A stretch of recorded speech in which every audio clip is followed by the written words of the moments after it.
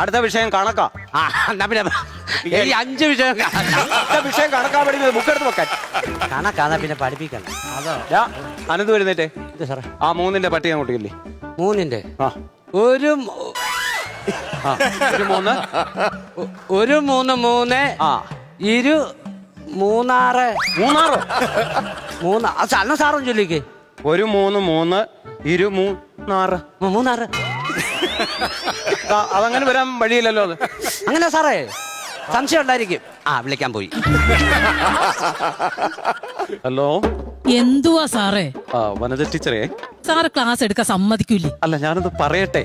ഇവിടെ കുട്ടികളെ ഞാൻ 3ന്റെ പട്ടിക ചൊല്ലിപ്പിച്ചേ. അതിന് അപ്പൊ ഒരു സംശയമുണ്ട്.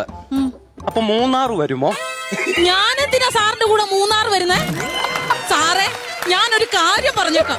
ഞാൻ കുടുംബവും പിള്ളേരുമായിട്ട് അന്തസ്സായിട്ട് കഴിയുക. എന്റെ കുടുംബ കുളം തോണ്ടരുത്. ഞാൻ പറഞ്ഞില്ലെന്ന് വേണ്ട. പെണ്ണുമ്പിള്ളയുടെ എന്തോലും പറയുമ്പോ അവര് വേറെ ഏതാണ്.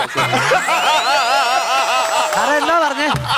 3ന്റെ കാര്യം ശരിയാന്ന് ഞാൻ പറഞ്ഞേ. അവരോട് പറഞ്ഞപ്പോ അത് പറയാ, ഞാൻ മൂന്നാറ് ടൂറിന് പോകുന്നുണ്ടോ അതും ഇതൊക്കെ എന്നോട് ചോദിക്കുന്നു. നിങ്ങളൊരു കാര്യം ചെയ്യ്, 3ന്റെ പട്ടിക ഈ ക്ലാസ്സിൽ ഒരൊറ്റ ഒരെണ്ണം ചൊല്ലിയേക്കരുത്. പറഞ്ഞു കേട്ടല്ലോ. 7ന്റെ പട്ടിക എഴുന്നേറ്റുള്ള ചൊല്ലെഴുന്നേറ്റ്. ഏതാണ്ട് ചോദിക്കുന്നു. അഖിലേ, 7ന്റെ പട്ടിക ചൊല്ലാൻ. 7ന്റെ അല്ലയോ? ആ അല്ല 7ന്റെ അവൻ കേട്ടിട്ടില്ല. 7 ഇത് എഴുതിയത് ആര്? ആരാ? ഞാൻ. ഈ 7 14 ലോഹം. ഞാൻ കണ്ടോണ്ടിരിക്കുവോ ഇപ്പൊ? ഞാൻ കണ്ടോണ്ടിരിക്കുവാ. കൈ അങ്ങ് നീട്ടിക്കോ. എഴുതിയത് ഞാന്. അവിടെ ഇരിക്കാതെ. എഴുതിയത് ആര്? എഴുതിയത് അത്. ചുമന്നല്ലോ ചുമന്ന്. അടുത്തത് ഒരു മനക്കണക്കാ ഞാൻ ചൊല്ലാൻ പോകുന്നത്. മനക്കണക്ക്? അതെടുത്ത് അങ്ങോട്ട് വെക്ക്. മനക്കണ അപ്പൊ ബുക്ക് വേണ്ട. എന്റെ കയ്യിൽ 7 തേങ്ങയുണ്ട്. എവിടുന്ന് കിട്ടി സാറേ?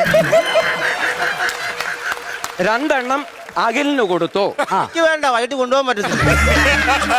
മനക്കണക്കാടാ. മനക്കണക്കാണോ? 3 എണ്ണം സുമേഷിന് കൊടുത്തു. ബാക്കി എത്ര തേങ്ങയുണ്ട്? സാറേ ഞാൻ ചോദിക്കട്ടെ, സാറെന്തിനും സുമേഷിന് ഇപ്പൊ തേങ്ങ കൊടുക്കാൻ പോയി? അവന്റെ വീട്ടിൽ 3 തെങ്ങുണ്ട്. ഇഷ്ടം പോലെ കാശുള്ള എടുത്താടാ അവൻ. അവന്റെ സന്ധ്യക്കാണ്. സന്ധ്യയുടെ കാര്യം പറ. അല്ല മഞ്ജുവിന് വീട്ടിൽ ഒരു വകയില്ല. ഞാനാണ്ട് അവൾ ചോറ് കൊണ്ടുവന്ന് മുളക് കുഴച്ച് മാത്രം കൊണ്ടുവന്ന് ഒരു തേങ്ങ കൊടുത്ത് അവള് ചമ്മന്തി അരച്ചോണ്ട് വരത്തില്ലേ? എന്താ വൃത്തിയുടെ സാറേ ഇത്? പാവങ്ങൾക്ക് വേണ്ട ഒരു 10 കിലോ ചേർത്ത് സാധനം മേടിച്ചു കൂടെ? പിന്നെ പുണ്യം കിട്ടത്തില്ലയോ? എല്ലാം ഉള്ളടത്ത് കൊണ്ട് തേങ്ങ കൊണ്ട് മനക്കണക്ക് പടങ്ങോട്ട് കയറി വന്നേണ്ട. ഈ കണക്ക് പഠിക്കണ്ട. അവിടെ അടുത്ത കണക്കിന് ബുക്ക് എടുത്തു നോക്ക്. എടുത്തു നോക്ക്. കണക്കിന് ബുക്ക് എടുത്തു വെക്കും. പൂരിപ്പിച്ചോണ്ട് വരാൻ പോമോ പൂരിപ്പിച്ചോണ്ട് വന്നോ? എന്തോ ഇത്?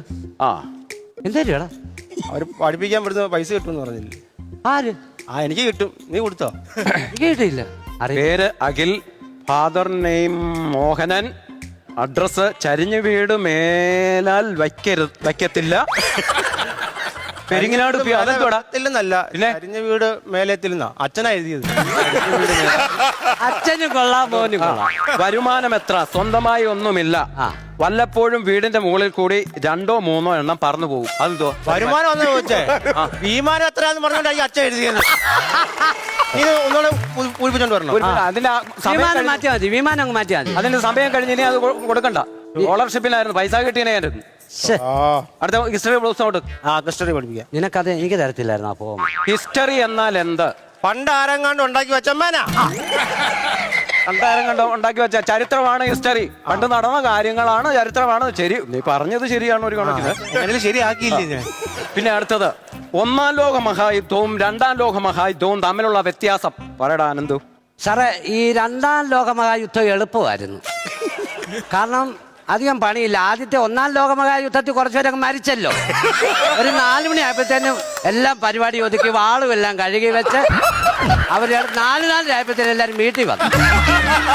പിന്നെ സാർ ഒന്നുകൂടെ 1ാം ലോക മഹായുദ്ധത്തിൽ പങ്കെടുത്തവർ 2ാം ലോക മഹായുദ്ധത്തിൽ ഇല്ലായിരുന്നു. മഹായുദ്ധവും 2ാം ലോകത്തും നീ ഒന്നും പഠിക്കുകയും വേണ്ട. നീ ഒന്നും പഠിപ്പിക്കുന്നുമില്ല. അത് എന്തോ ഞാൻ ഓർത്തിരിക്കുകയാണ്. അടുത്ത കേട്ടോ. ഇപ്പം ഇന്ത്യയുടെ ധീര വനിത ആര്? Special pass. അനന്തോ?